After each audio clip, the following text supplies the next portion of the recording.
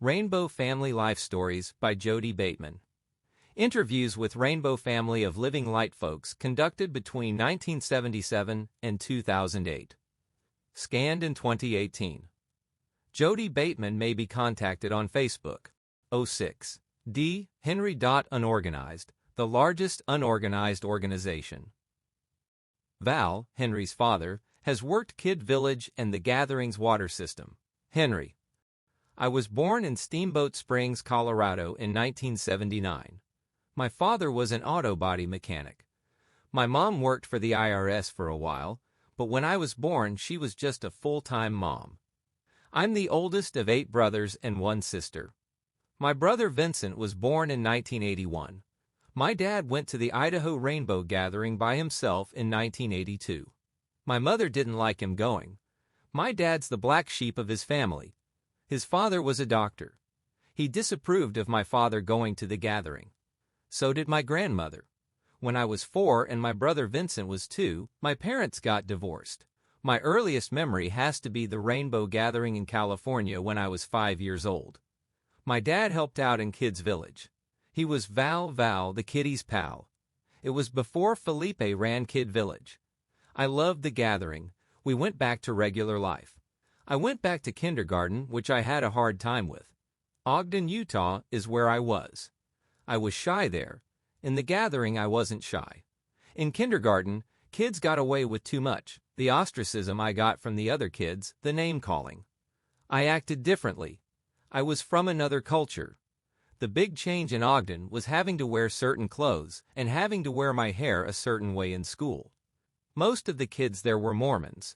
I had to get used to that culture. My family weren't Mormons, we were outcasts.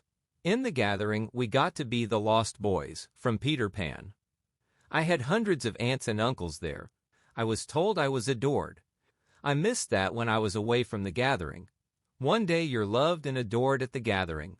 The next day at school, you're ridiculed and ostracized. Most grade schools at that time were inadequate in dealing with children. It was not based on what the child's feeling. One of the teachers saw that I was shy. I wouldn't take off my coat. It was like my security blanket. So she sent me to a psychologist. They thought I was sexually abused. They called my mom and other people. It was the shell shock of the flower child. At the time of the Missouri gathering in 1985, I was in 1st grade. For 3 years after that, I did homeschooling, which was a lot better. My father quit his auto body work job after the Missouri gathering. After he quit, all of a sudden we were living in a teepee. I went back to public school. In 4th grade, I started to assimilate into that society. It wasn't that difficult. I did better. I started playing basketball. I went to school in a lot of different places. A different school every year at least, sometimes 2 or 3. I moved around a lot. My dad would get me out of school in April, and I'd go with him to scout a site for the gathering, all the fun stuff. My dad works 4 months a year on the gathering. The 80s and 90s were a different era for policing the gathering. There's a lot of rules and laws now that are more severe. My father never lost custody of me, but if he had me now, he would. People volunteer their efforts for the gatherings. It's not like they have to. My father takes on a lot of responsibility there. When he takes on something besides the water supply there, the PVC pipes, he gets passionate. Like he grabs people by the neck. My mom's been married 3 more times after my dad. I got along with some of my stepfathers, but my mom liked alcoholics. It was rough. My mom has the whole help people out complex. She had 2 more children, both boys. My father has not been married since he was married to my mother, but he has had 4 more boys and 1 girl by 3 women. With my dad, we never owned anything.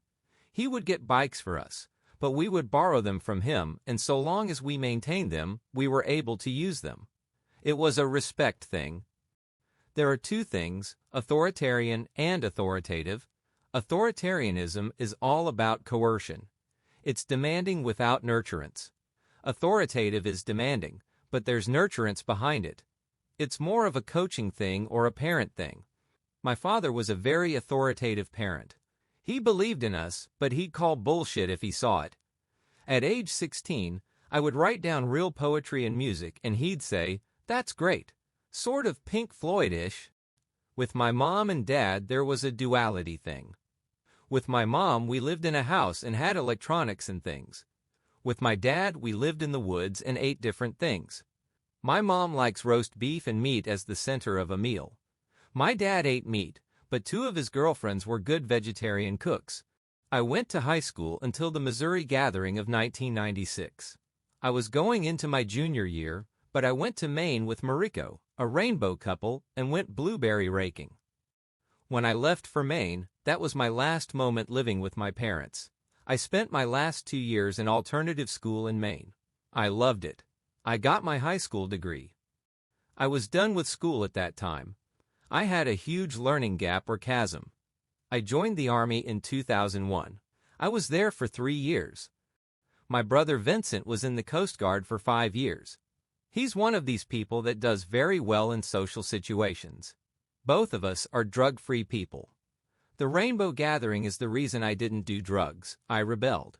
It's around you all the time, so it's not that big a deal. The Army has all its boot camps down south in horrible, dirty places. It was like a joke for me. I was in basic training on September 11th. I was going to lob grenades that day when they told us the Pentagon had been hit and the Twin Towers. The day the Iraq ground war started, I got a persgram, a personal telegram.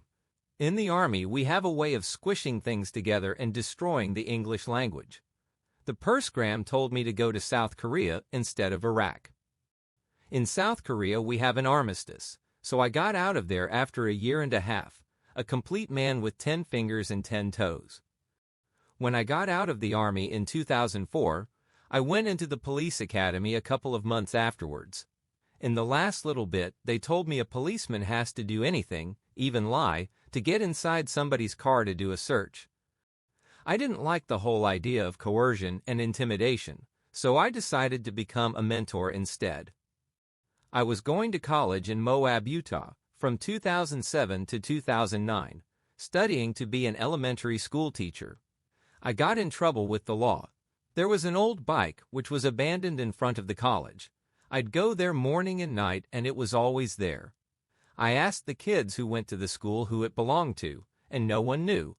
I walked the bike home, and 30 minutes later I was grabbed.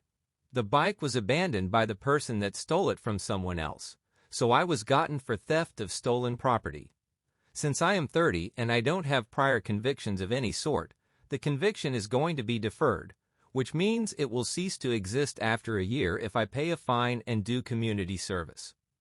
If the gathering is going to be in New England next year, I'm not going to go because of travel-wise.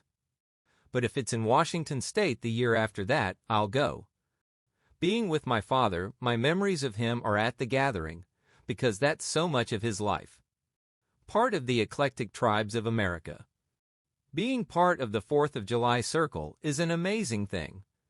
Instead of drinking liquor and shooting fireworks, you're there with friends and family, showing the world it can be done, being part of the largest unorganized organization in the world.